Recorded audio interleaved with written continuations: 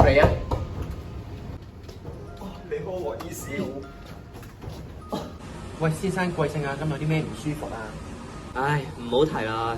最近我都覺得自己成隻喪屍咁樣啊，同啲 friend 約出去行街啊、踢波啊、行山啊，但我都起唔到身咯，成日都好攰咁，唔知搞咩。李生啊，伸隻手出嚟俾我把握先。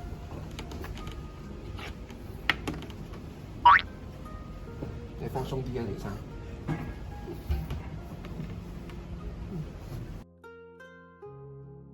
俾埋你隻手喎。放鬆啲啊，李生。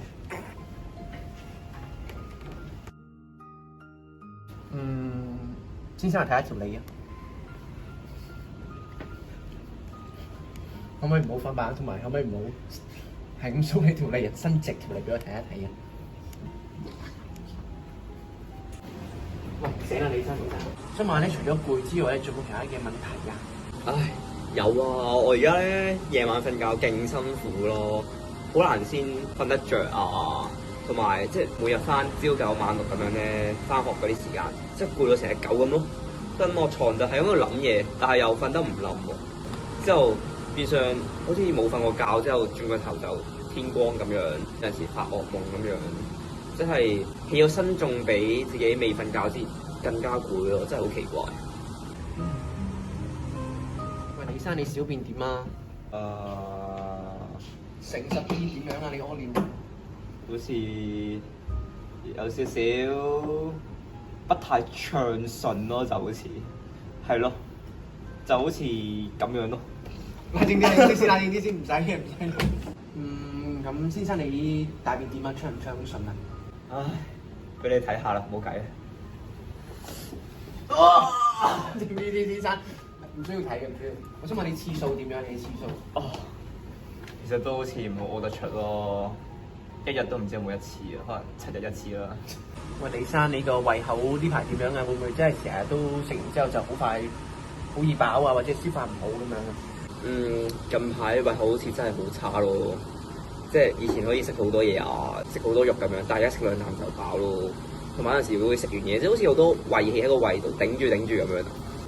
有陣時會想食下啲辣嘢，諗住開下胃咁樣啦，但係變相食咗辣之後又好似反胃，會想嘔咯。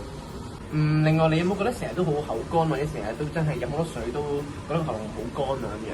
另外就想問下你，就係你出汗情況係點樣？你會唔會真係喐啲唔喐咁都會出汗咁樣，定還是你係比較少出汗咁樣咧？唉，唔知點解個口有啲乾咯，好想飲凍水，但係其實發覺即係諗住凍嘢可能會令自己飲多啲水，但係發覺都唔係幾解渴咯。同埋有陣時踢波，即係有陣時好熱啊，但係反而有陣時可能好緊張啊，或者考試 exam 啊嘅時候咧，反而會好緊張、手心出汗咁樣，真係好奇怪。好似坐近排隻眼都好乾咯，唔知因為成日打機咧，唔係打飛機。唔使急住，我而家睇到根本原因係咁嘅事。哦，好啊，但係好似有陣時仲好焦慮咯，好易嬲喎。仲記得琴日返學啊，做 assignment 啊嗰啲咧，哇！我做到揼台啊，好嬲啊真係，唉，唔知點解會咁樣咯，好暴躁啊真係。都唔知近排係咪冇力啊？即係做 gym 咧，同埋踢波都好似唔係好發到力咯。即係以前做1個鐘都好 fit 噶嘛，之後而家，唉，舉2下就冇力。啊，仲有啊，我女朋友咧問我係咪不舉喎？你20歲啫喎，就不舉，冇咁誇張啊！李生啊，呢個情況咧，可能喺西醫角度嚟睇，只係可能即係壓力大啦，或者係有啲攰啊咁樣。但係如果喺我哋中醫角度嚟睇嘅話咧，呢一個係一個好典型嘅天人失調嘅一個 case。嚇！天人失調，聽落去好大鑊喎。你唔使咁緊張，等我簡單去解釋下俾你聽。咁其實春天咧，我哋中醫嘅5行入邊咧就係屬木嘅咁樣，咁代表住我哋人體嘅肝臟啦。咁其實春天嘅特點係啲乜嘢咧？咁其實就係一種生發或者係一個舒展嘅一個現象咁樣啦。即係成日啲人都話就係冬眠咁樣啦。咁其實春天就係一個講緊就係咧萬物其實喺冬天嘅沉睡，即係冬眠當中就甦醒過嚟啦咁樣。明白，原來係咁。咁所以會發生啲咩事㗎？咁我就再簡單去解釋一下你嘅狀況係咩回事咁樣啦。咁喺正常嘅情況底下咧，人體嘅陽氣咧，其實就春天嗰一種生發啦，或者舒展嘅現象係一樣嘅咁樣。你應該會感覺到精力充沛啊，心情好開朗啊，好舒暢咁樣。哦，但係我係完全相反咯，我係冇乜精力啦，之後個心好囉囉攣啦，有陣時會好燥底咁樣咯，同埋隻眼都會有少少，即係有陣時會好乾咁樣咯。冇錯啊，即係綜合你嘅狀況嚟睇咧，其實你嘅問題係出喺你嘅肝上面咁樣啦。呢樣嘢叫做肝虛，而再有啲嚟講就係肝血虛同埋少少肝氣嘅鬱結。中醫講嘅肝唔單止係西醫檢查嘅嗰個肝臟器官，佢更加係一個功能系統，負責兩件事。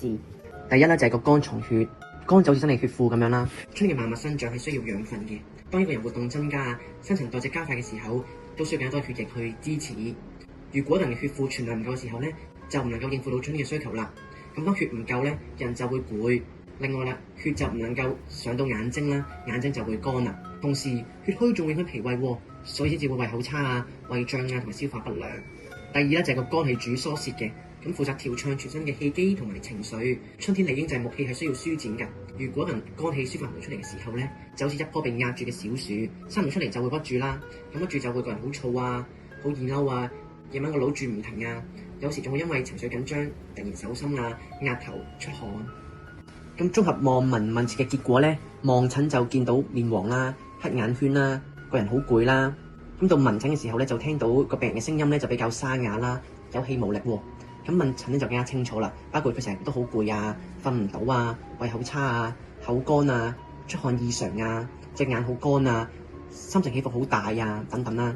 咁而個切診咧個脈象咧都顯示肝血不足喎。咁當你綜合晒成個結果嘅時候咧，就係典型嘅肝血虛同埋肝氣鬱結啦。哦，原來係因為血庫冇貨，所以先咁攰。咁我煩應該都係因為肝氣唔好咯。呢個比喻好好，而且春天本來就係肝氣最需要舒展嘅時候啦。但你肝血就唔夠喎，你就諗下就好似架跑車咁樣啦，即係油箱係空嘅，你想飆車都飆唔，所以唔係你唔配合春天啊，而你嘅身體有心無力。嚇，咁點算啊？咁我咪要食一啲真係好苦嘅中藥先可以搞得掂啊！我好驚苦嘅喎。放心，我哋有更好嘅選擇。春天養生係講求順應天時，可以用食療嚟調理，溫和又有效。嗱，我就想介紹一種好經典嘅湯品俾你去飲。嗰種湯品可以幫助你去補肝血啦、疏肝氣，仲能夠強健你嘅脾胃，令你重新有力氣去做一啲 workout 啦，或者去踢波。咦？原來有啲咁神奇嘅湯嚟㗎，但係咩嚟㗎？就係四神湯啦。你執翻幾劑，飲翻幾碗就可以調理翻個身體㗎啦。大家好，歡迎嚟到中醫小學堂。今日我哋嚟詳細認識四神湯嘅材料，以及同春季食療嘅密切關係。呢啲材料溫和易吸收，最適合春天調理身體。首先係四神湯嘅主角之一淮山，又叫山藥。佢嘅特性係味甘性平，功效包括補脾益氣、養陰生津、健脾止瀉。最重要嘅係可以提升脾胃運化嘅功能，可以讓腸道消化更暢順。第二個係茯苓，又叫茯神，特性係味甘淡性平，功效有利水滲濕、健脾和胃、寧身安神，仲可以改善小便不利、脾虛濕困嘅問題，讓身體嘅水排得更暢順。第三樣係蓮子，特性係味甘微結性平，功效包括補脾止瀉、養生安神、益腎結精，能同時照顧脾胃同埋心腎，讓人瞓得更好，精神更穩。第四樣係芪實，特性係味甘結性平，功效有補脾止瀉、除濕止帶、固腎益精，特別適合春季濕氣重嗰陣時，幫助止瀉同埋固精。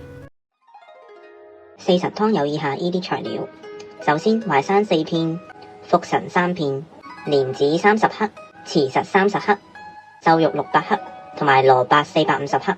步驟1：先將蓮子浸入水中30分鐘。6.5 hours later。步驟2：之後開大火將水煮至沸騰。步驟3：水滾後將瘦肉放入水中過水2分鐘。步驟4： 2分鐘之後拎出瘦肉。步驟5：換水之後重新再煲滾過。步驟6：等啲水滾咗之後呢，我哋就將所有食材全部加入去水裏邊，包括蓮子、芪實、淮山、茯神、切好嘅紅蘿蔔同埋我哋過咗水嘅瘦肉。步驟7，加晒所有食材之後，我哋再轉細火，然後烹調1個半鐘，成品就可以完成㗎啦。 Later.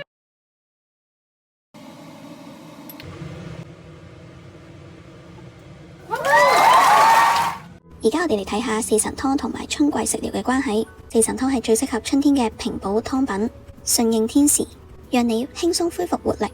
另外值得一提，四神湯主要功效係補脾祛濕、調理脾胃。佢並非直接補肝血或疏肝嘅方劑，而係透過強健脾土，間接幫助肝氣舒暢，減輕肝旺克脾嘅壓力，讓身體自然達到平衡。記住，春天養生最重要係順應天時，飲多啲四神湯，脾胃強了，整個人都會精神啦。中醫小學堂到此結束，下一堂我哋再見啦。